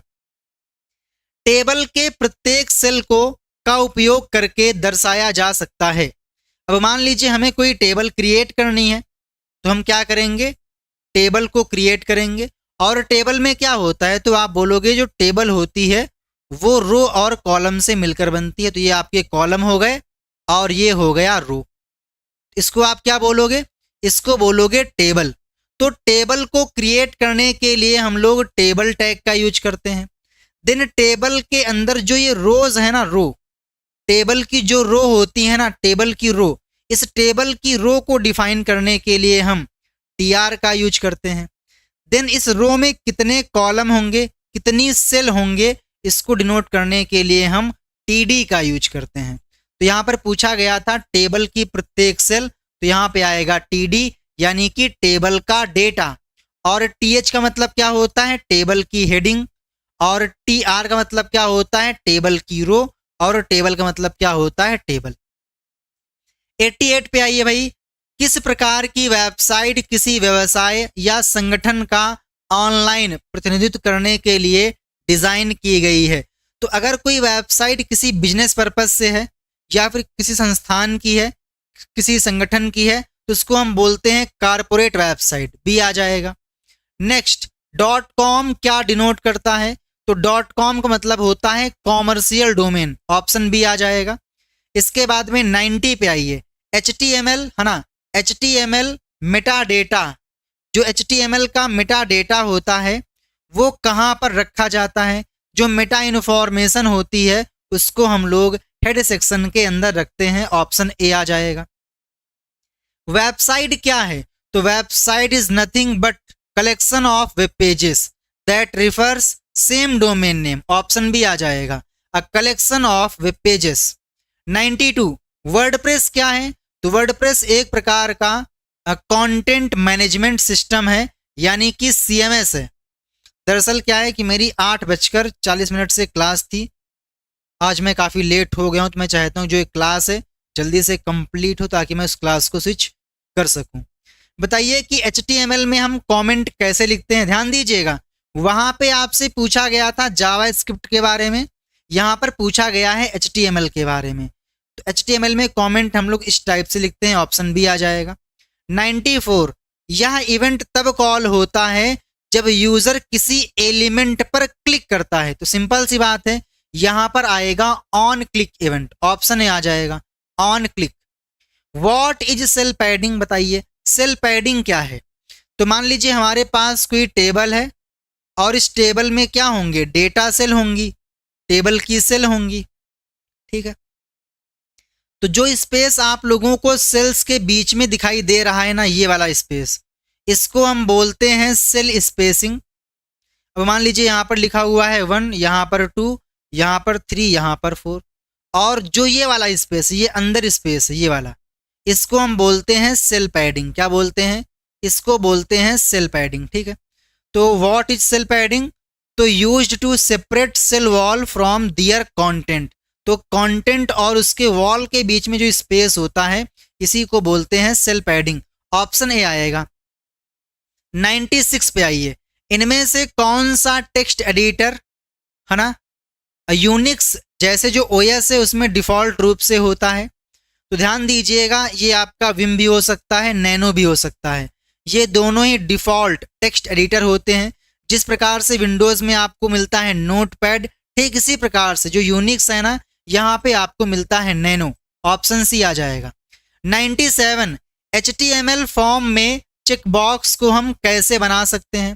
तो अगर हमें चेकबॉक्स क्रिएट करना है, क्या करना है, अगर हमें चेकबॉक्स क्रिएट करना है तो हमारे को यहाँ पर इनपुट टैग का यूज करना होगा।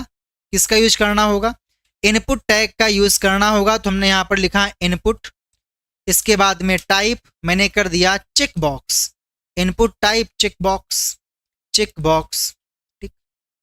मैंने पूछा कि भैया क्या आपका M2R5 का एग्जाम है, अगर है तो इसको आप चेक कर दीजिए। इसको सेव किया और पेज को रिफ्रेश किया।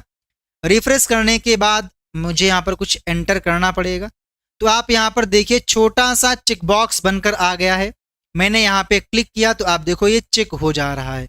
तो चेक बॉक्स को क्रिएट करने के लिए टाइप करना पड़ेगा इनपुट टाइप और इसकी वैल्यू क्या होगी, चेक बॉक्स। ऑप्शन सी आ जाएगा। 98, GIF का फुल फॉर्म क्या होता है, तो भैया वही अपना पुराना graphics interchange format, option C आ जाएगा। 98 में क्या आएगा, ऑप्शन सी आएगा। 99 पे आइए, कौन से एट्रीब्यूट है ना, स्टाइल सीट में क्लास नाम को इंगित करने के लिए अक्सर किस एट्रीब्यूट का यूज किया जाता है। तो जब भी हम लोगों को क्लास नेम डिफाइन करना होता है तो हम क्लास एट्रीब्यूट का यूज करते हैं। ऑप्शन डी आएगा, क्लास। 100, जावा स्क्रिप्ट में एरे को किस में लिखा जाता है, तो जो जावा स्क्रिप्ट का एरे है उसको हम लोग स्क्वायर ब्रैकेट के अंदर लिखते हैं। ऑप्शन डी करेक्ट आंसर हो जाएगा। तो आज हमने आपके साथ में 100 MCQs डिस्कस किए हैं। सेम क्वेश्चन आपके एग्जाम में इस क्लास से देखने को मिलेंगे। काफी इंपॉर्टेंट आप लोगों की ये क्लास थी। आपके 100 में से कितने क्वेश्चंस के आंसर राइट थे आप मुझे कमेंट करके बता दीजिए। देन इसके बाद में क्वेश्चन नंबर 101, इंटरेक्टिविटी टूल का उपयोग यूजर को उत्तर को संभालने और उपयोगकर्ता की मांग को देखते हुए सर्वर के साथ इंटरेक्ट करने के लिए किया जाता है। इसका राइट आंसर क्या होगा।